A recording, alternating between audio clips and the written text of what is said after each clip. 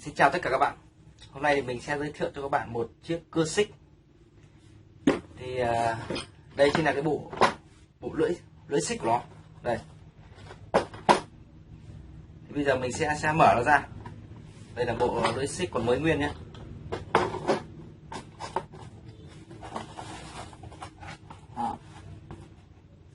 Đây, bên trong bộ lưỡi xích này thì có một chiếc tay cầm này, một chiếc bàn xích này,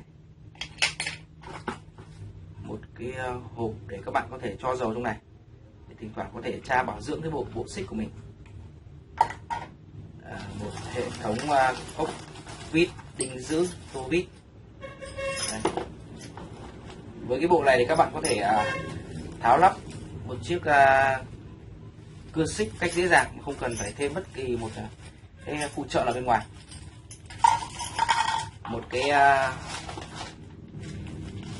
bàn để lắp xích xung quanh đây. Đây.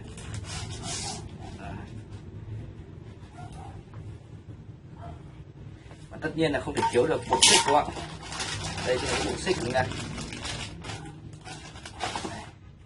Thì bản chất của cái chiếc cưa xích này thì được phát triển từ một chiếc máy cắt cầm tay. Bây giờ mình sẽ đi lấy một chiếc máy cắt cầm tay. Đó.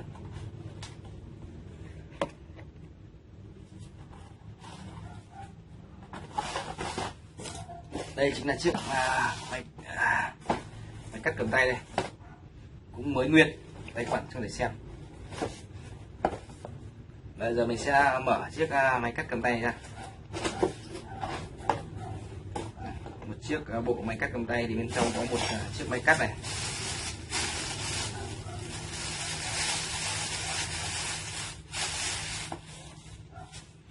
một cái lắp bảo vệ đây, các bạn lắp vào đây để khi mà các bạn cắt thì các cái mạt sắt nó không bắn vào mắt các bạn.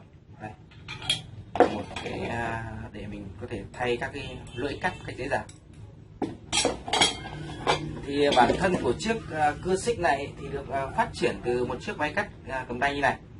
Bây giờ mình sẽ hướng dẫn các bạn cách tháo lắp nó.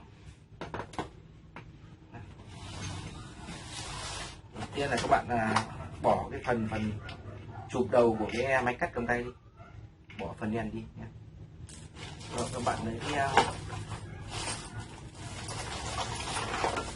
bên trong cái bộ này của cái bộ lưỡi xích này nó có một cái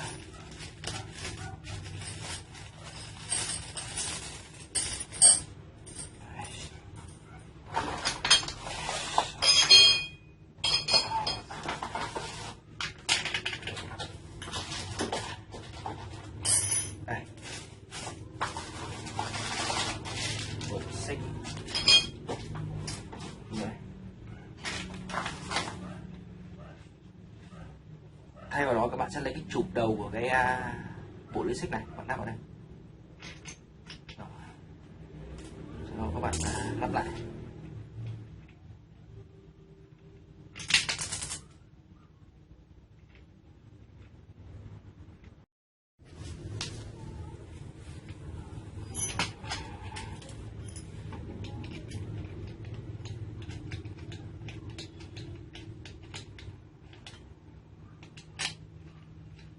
Các bạn lưu ý là lắp cân hai bên nhé,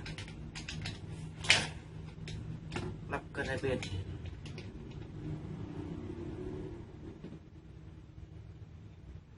Và phải vặn đủ độ chặt nhé.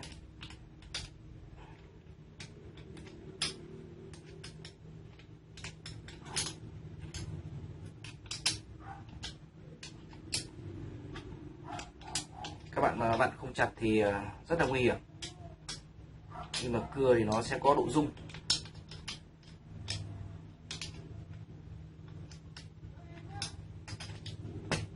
Rồi, bạn chỉnh cho nó cân.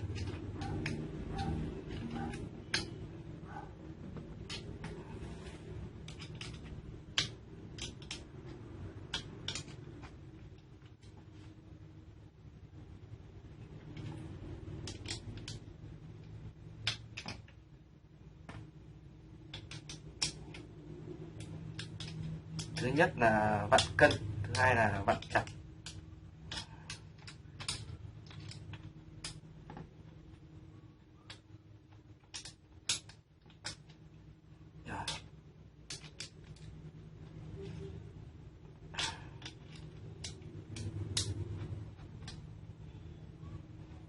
Rồi, các bạn để ý hai bên nó phải cân nhau nhé.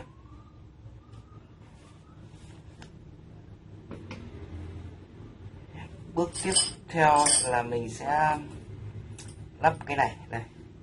Đây chính là cái bộ tăng xích. Đây, bộ tăng xích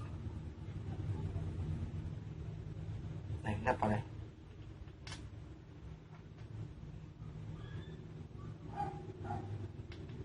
Rồi, sau đó thì mình sẽ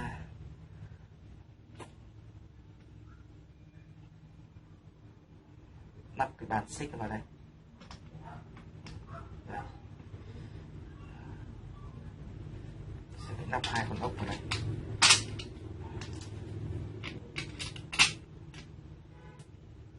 Mình lắp tạm hai ốc vào.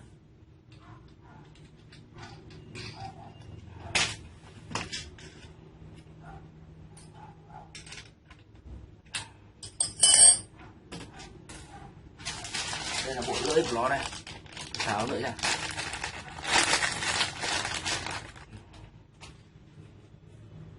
Các bạn lưu ý là cái bộ dây xích thì mình phải đắp đúng chiều của nó nhé. Vào đây.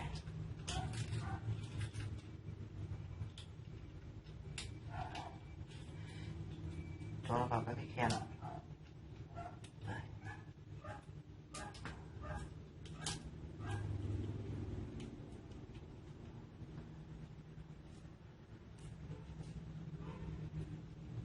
Này nó hơi bị căng đúng nhỉ? Phải tháo lưới lọc này ra.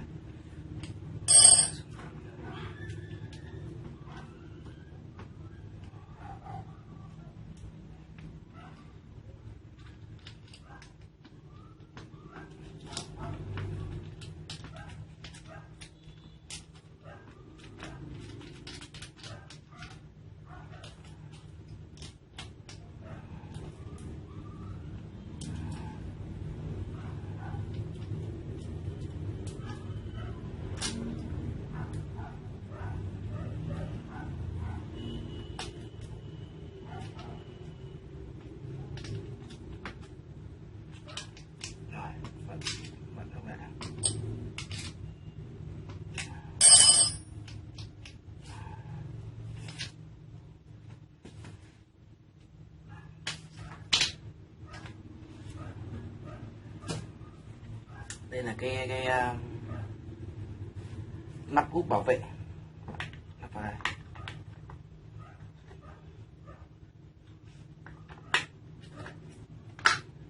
Các bạn phải tháo hẳn, tháo giảm nó các bạn.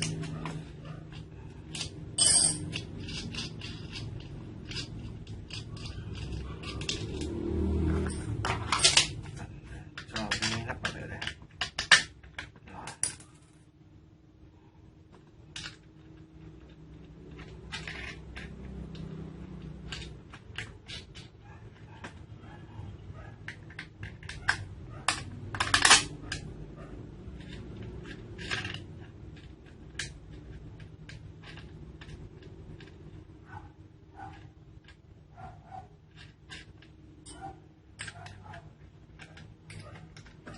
Bạn lưu ý là các chi tiết mình lắp phải thực sự chặt nhé, vì khi mà mình vận hành thì nó sẽ có độ rung.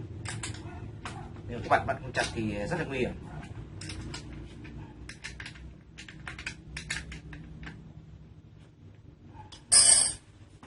Rồi. Như vậy là đã hình thành nên một chiếc cưa xích đúng không? Nếu mà các bạn kéo mà cảm thấy là cái xích này nó vẫn hơi bị trùng thì đây chính là cái bộ phận mà tăng xích này. Trước khi tăng xích các bạn lại phải lấy lỏng hai ốc này ra. Rồi, các bạn sẽ tăng xích.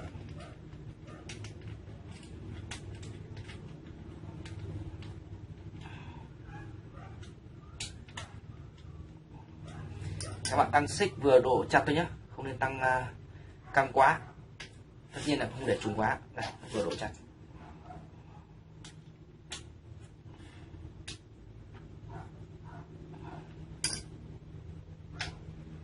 Sau đó bạn lại hai nóc này, bạn chặt ra.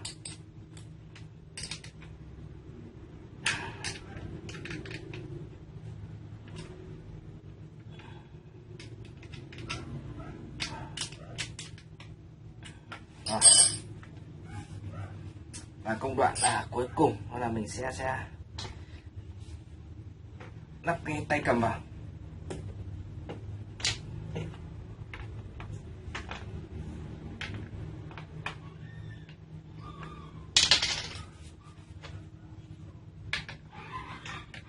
Tay cầm này thì tùy các bạn thuận tay nào lắp. Theo mình thì mình thuận tay phải lắp này, bạn nào thuận tay trái có thể lắp ngược lại này nha. Đây thì mình sẽ lắp theo kiểu thuận tay phải, một kiểu mà đa số các bạn hay dùng.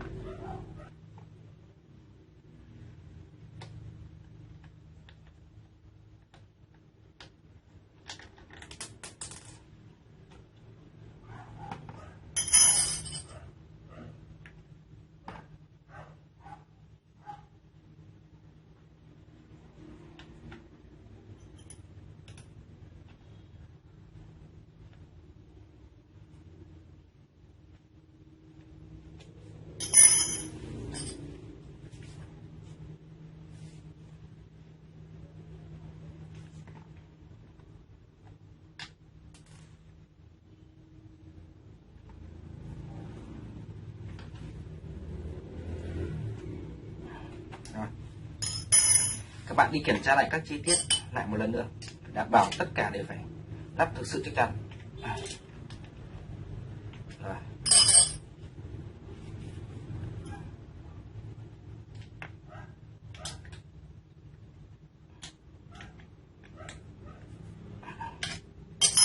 Như vậy là mình đã lắp xong một chiếc cưa xích từ một chiếc máy cắt cầm tay. Nó rất là nhẹ, trọng lượng chắc chỉ tầm khoảng chắc chỉ tầm khoảng 2-3 cân thôi, trẻ con có thể cầm được rồi. Bây giờ là công đoạn cuối cùng là mình sẽ thử vận hành nó, hy vọng là nó chạy được.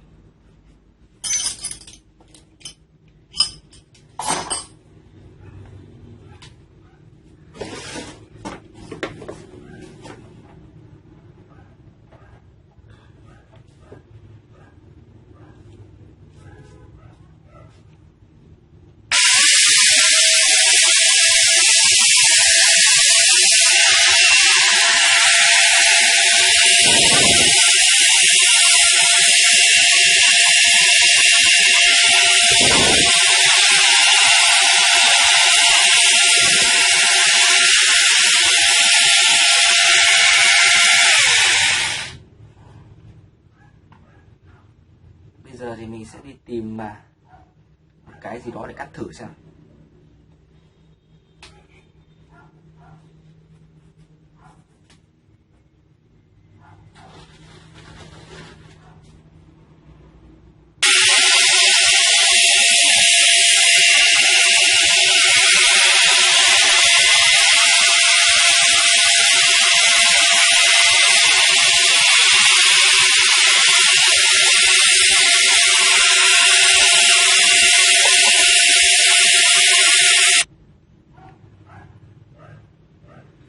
Như vậy là mình đã lắp xong một chiếc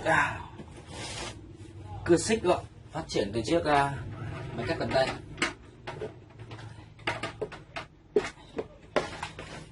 Rất là nhẹ, rất chắc chắn.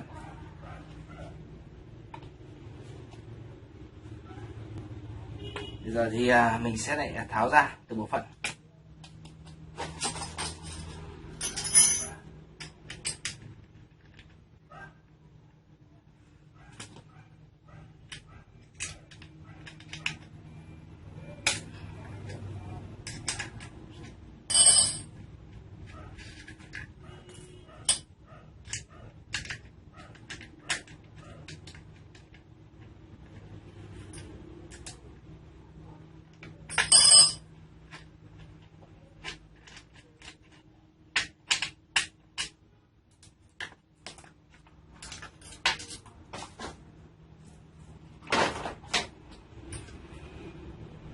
Giờ là mình sẽ tháo chiếc tay cầm ra.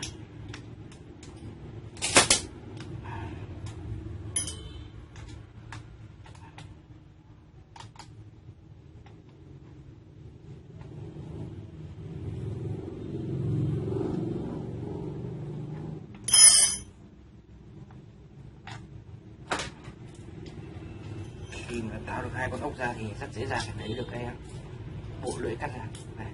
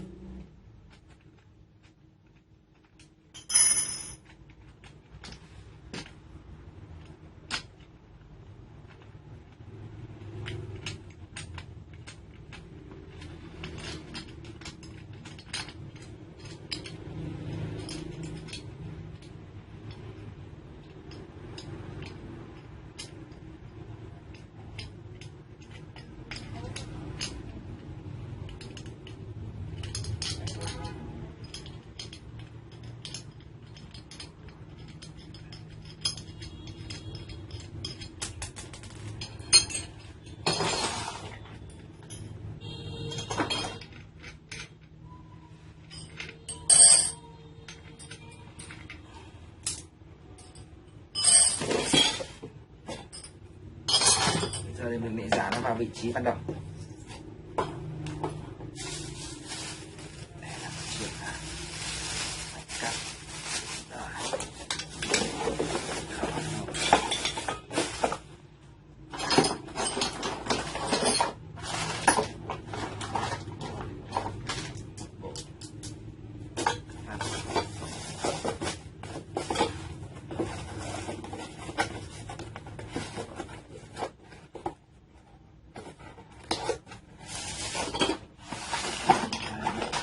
Đây cắt đây.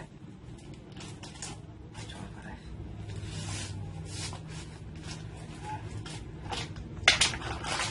Xịt ra.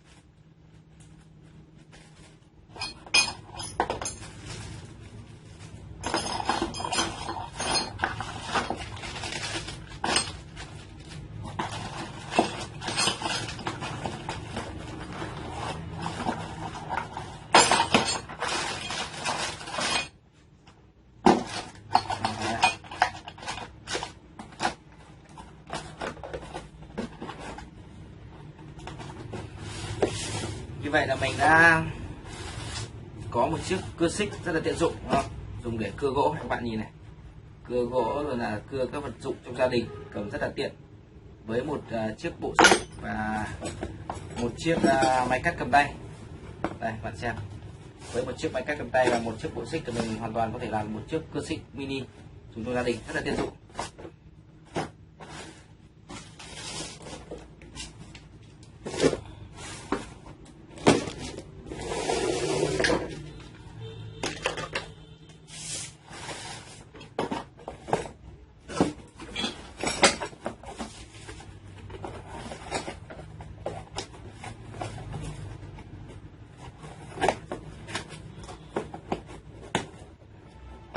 Đây.